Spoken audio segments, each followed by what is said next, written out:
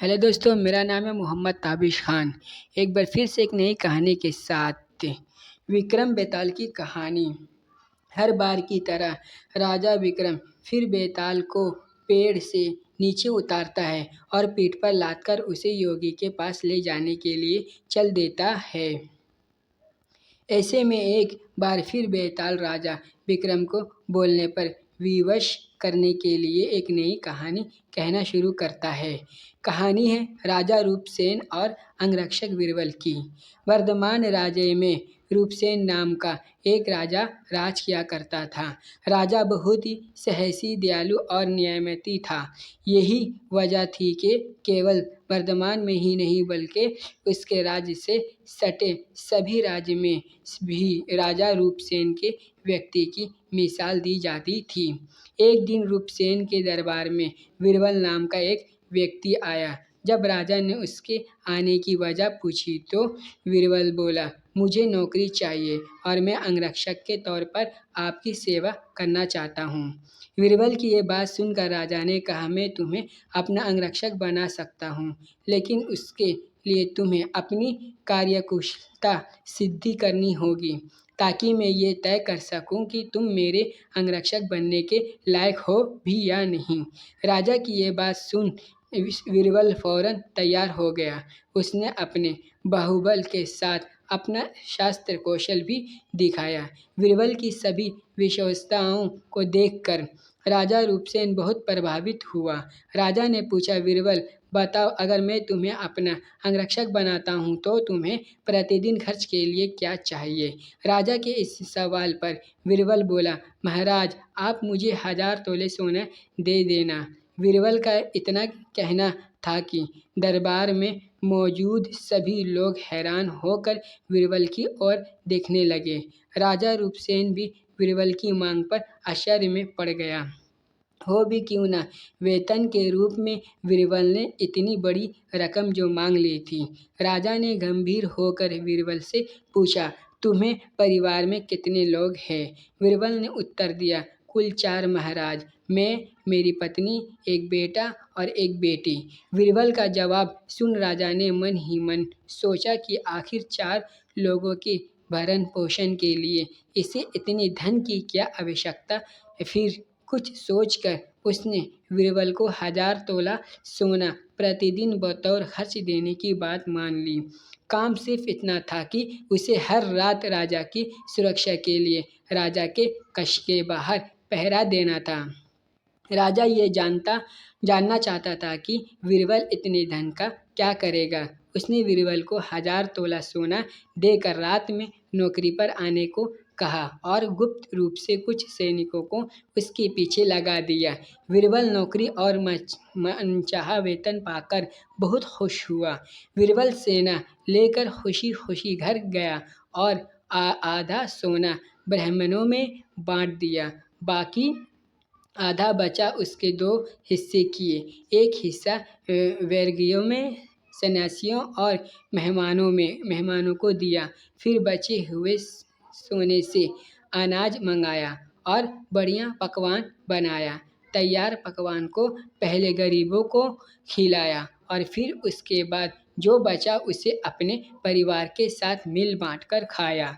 बीरबल की निगरानी कर रहे सैनिकों ने ये सारा नज़ारा देख जाकर राजा को बताया। राजा को ये जान संतोष हुआ कि उसके द्वारा दिए धन को बीरबल अच्छे काम में लगा रहा है।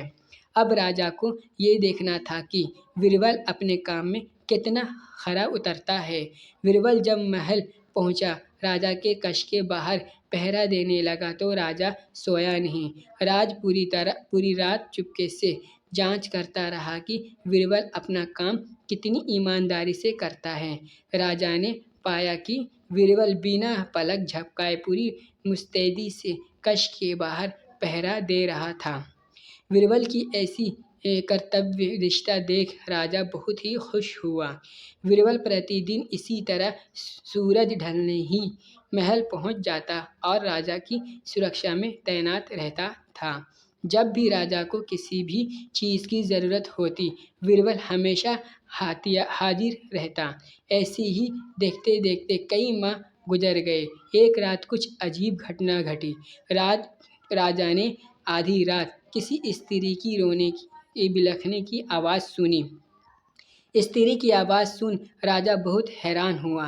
राजा ने बीरबल को बुलाया और कहा, जाओ और पता लगाकर आओ कि इतनी रात को कौन रो रहा है, साथ ही उसके रोने की वजह भी मालूम करना। राजा का आदेश मिलते ही बीरबल वहाँ से फौरन उस स्त्री के रोने का कारण जानने के लिए निकल पड़ता है। थोड़ी दूर जाने के बाद बीरबल को एक स्त्री दिखाई दी। वो स्त्री सिर से पाँव तक गहनों से लदी हुई थी। वो कभी नाचती, कभी कूदती और कभी सिर पीट पीट कर रोते। ये सब देख बीरबल उस स्त्री के पास गया। उसने स्त्री के ऐसा करने के पीछे का कारण पूछा।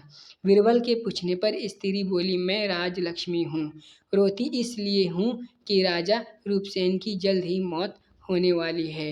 उनकी कुंडली में अकाल मृत्यु लिखी है। अब उनके जैसा नया प्रिय और कुशल राजा चला जाएगा तो मुझे किसी और के अधिकार में रहना पड़ेगा। इसी बात का मुझे बहुत दुख है। राजा की मौत की बात सुनकर बीरबल ने राजलक्ष्मी से पूछा, क्या इस मुसीबत को टालने का कोई उपाय नहीं है?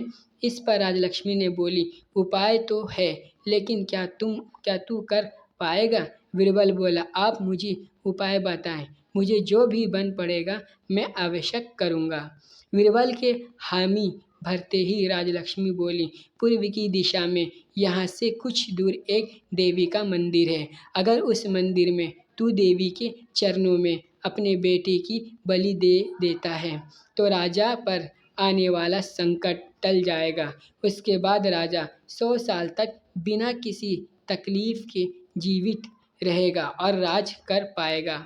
राजलक्ष्मी की ये बात सुन बीरबल घर की ओर चल देता है और घर पहुंचकर सब हाल अपनी पत्नी को बताता है। इतने में उसका बेटा और बेटी भी जाग जाते हैं। जब बीरबल के बेटे को इस बारे में पता चलता है तो वो भी खुशी खुशी देवी के चरणों में बलि चढ़ने के लिए राजी हो जाता है। बीरबल का बेटा कहता है, सबसे पहले ये आपका आदेश, दूसरा राजा का जीवन बचा पाऊँ, तीसरा देवी के चरणों में मृत्यु, इससे बड़ा सौभाग्य मेरे लिए और क्या होगा। पिताजी आप अभी चलिए, मैं आपको साथ चलता हूँ। बेटे की ये बात सुन बीरबल अपने पूरे परिवार को साथ लेता है और देवी के मंदिर पहुँच जाता है। मंदिर पहुँच परिवार ने अपनी तलवार निकाली और ये कहते हुए, माँ ये बलि स्वीकार करो और मेरे राजा को लंबी आयु प्रदान करो। बेटे का सिर धड़ से अलग कर दिया। भाई की मौत पर बीरबल की पुत्री भी माता के चरणों में सिर पटक पटक कर अपनी जान देती है। पुत्र और बेटी दोनों के मर जाने पर बीरबल की पत्नी कहती है, पुत्र और पुत्री दोनों को खोने के बाद मैं भी जीना नहीं चाहती। इतना कहते हुए बीरबल की पत्नी बीरबल के हाथ से तलवार छीन अपना शीश माता के चरणों में चढ़ा देती है। पत्नी की मृत्यु के बाद अब बीरबल सोचता है कि मैं अपने परिवार में अकेला रह गया हूँ तो फिर मेरे जीने का भी क्या फ़ायदा। ये सोचते हुए सामने पड़ी तलवार से वो खुद को भी ख़त्म कर लेता है। जब इस बारे में राजा रूपसेन को मालूम हुआ तो वो भी मंदिर पहुँचे और सारा नज़ारा देख बहुत दुखी हुए। उन्होंने सोचा कि मेरी जान बचाने के लिए 4 लोग ने अपनी जिंदगी गंवा दी, ऐसी में धिक्कार है मेरे राजा होने पर। ऐसी जीवन का मैं क्या करूँगा। बस यही सोचकर राजा अपनी तलवार खींच लेता है। राजा अपनी तलवार से अपनी गर्दन काटने जा ही रहा था कि तभी अचानक वहाँ देवी प्रकट हो जाती है। देवी कहती है, राजन मैं तेरे साहस से प्रसन्न हूँ। तू जो भी वर मांगेगा तुझे वो हासिल हो जाएगा। देवी की ये बात सुन राजा कहता है, देवी आप बीरबल और उसके परिवार को जिंदा कर दो। देवी तुरंत बीरबल और उसके पूरे परिवार को दोबारा जिंदा कर देती है।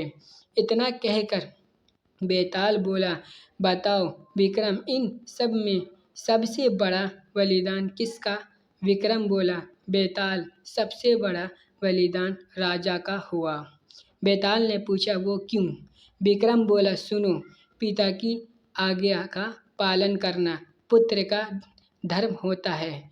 सेवक का अपने राजा के लिए अपने प्राण देने ना उसका कर्म वही, अगर राजा अपने सेवक के लिए अपनी जान देने को तैयार हो जाए तो वो बड़ी बात है। इसीलिए राजा का बलिदान ही सबसे बड़ा हुआ। विक्रम से ये जवाब पाकर बेताल कहता है, बहुत खूब विक्रम, तूने सही जवाब दिया, लेकिन तू भूल गया मैंने कहा था कि तू बोला तो मैं चला। इतना कहकर बेताल फिर वहीं पेड़ पर जाकर उल्टा लटक जाता है। कहानी से सीख, एक सच्चा राजा और नेता वो होता है जो अपनी प्रज्ञा के लिए हमेशा समर्पित रहता है और उसके लिए जान की बाजी भी लगाने को तैयार हो जाता है। दोस्तों, मेरे यूट्यूब चैनल को सब्सक्राइब करें। मेरे चैनल का नाम है वायरल स्टोरी हिंदी 09।